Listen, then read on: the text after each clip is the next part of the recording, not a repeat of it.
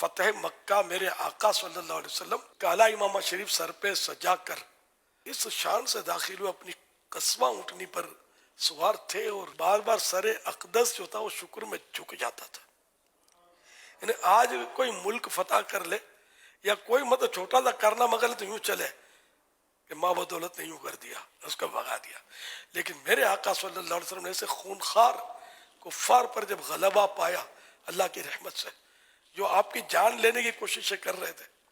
ان کو اپنی جانوں کے لالے پڑ گئے، پھر بھی میرے آقا جھک جاتے تھے کہ مطلب ایسا شکر کا انداز، ایسی عاجزی کہ دنیا بھر کی عاجزیاں ان کے قدموں کے ناخن پر قربان، میرے آقا کے ایسی عاجزی کے ساتھ مطلب آپ مکہ مکرمہ میں داخل ہوئے۔ یار دل ہل گیا میرا یار یہ چیزیں پڑھ کے، یار کہ ہم لوگ جو ہے یار کیا مطلب بیچتے کیا یار، مطلب اتنا پھول جاتے ہیں کچھ ہم سے کارنامہ انجام ہو جائے تو کہ یہ میرا کارنامہ ہے، کبھی بھی مت سمجھنا کہ میرا کارنامہ ہے۔ آپ نے نوٹ کیا ہو کبھی میں اس طرح کی باتیں دعوت اسلامی کے شروع کی کرتا ہوں تو بارہا میں کہتا ہوں کہ میرے رب کا کرم ہے، میرے رب کا کرم ہے، ایسا نہ ہو میرے منہ سے کوئی بڑا بول نکل جائے اور بڑے بول والے پھر کہیں نظر نہیں آتے کہ تختے الٹ جاتے ہیں۔ ایک شخصیت تھی جس کے مطلب یہ کہ بہت چاہنے والے تھے، اور نمازیوں کی اتنی بھیڑ ہوتی تھی، خاص کر عید میں روڈ بھر جاتا تھا، اتنا ہجوم تھا۔ تو رمضان المبارک میں کوئی ان کے خطاب میں ایسا جملہ نکل گیا، قوم ہو گئی ناراض ان سے، اور عید اس حال میں ہوئی کہ ایک کا دو صفیں مسجد کے اندر بنی، لوگ خلاف ہو گئے، یہ کیا بات کرتی۔ تو یوں بڑا بول کبھی بھی نہیں بولنا چاہیے، اور بھی بڑے بول والوں کے انجام میں نے دیکھے ہیں کہ یوں چاند چڑھتا ہے، یوں چڑھتا ہے اور پھر یوں ٹھکاک کر کے نیچے گرتا ہے، اور وہ یا گمنام ہو جاتے ہیں یا جیتے جی اتے سے رہ جاتے ہیں، یہ بھی ہوتا ہے، لوگ بھاگ جاتے ہیں۔ جیسے لیڈر ہوتا ہے نا عام طور پہ بڑا آدمی،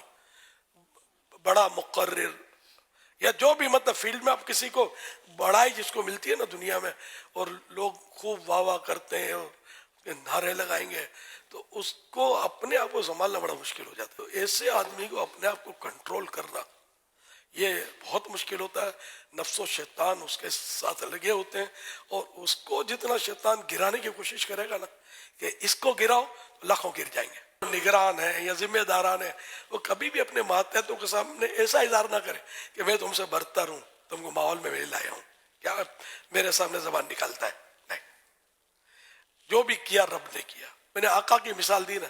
کہ میرے آقا سے بڑھ کر ہے کون یار، کوئی آئے تو اسی سامنے ہے ہی نہیں کوئی۔ بعدد خدا بزرگ تو ہی قصہ مختصر، ساری مخلوق میں سب سے افضل ہے، اور اللہ کے بعد میرے آقا ہی کی تو ذات ہے صلی اللہ علیہ وسلم، لیکن اللہ کی عطا سے ہے۔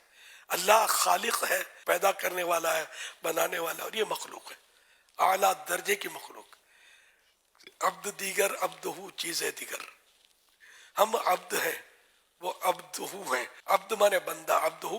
مانے اس کا بندہ، تو یہ بندے خاص ہیں میرے پیارے آقا صلی اللہ علیہ وسلم۔ جو بھی عظمت دی، جو بھی رفعت دی، جو شان دی، وہ سب میرے رب نے دی پیارے آقا صلی اللہ علیہ وسلم کو۔ یہ کہ ہمیشہ عاجزی کی، تو حقیقت بھی یہ کہ جو شاخ پھلوں سے لدی ہوتی ہے وہ جھکتی ہے، جس میں پھل نہیں ہوتے وہ اکڑتی ہے۔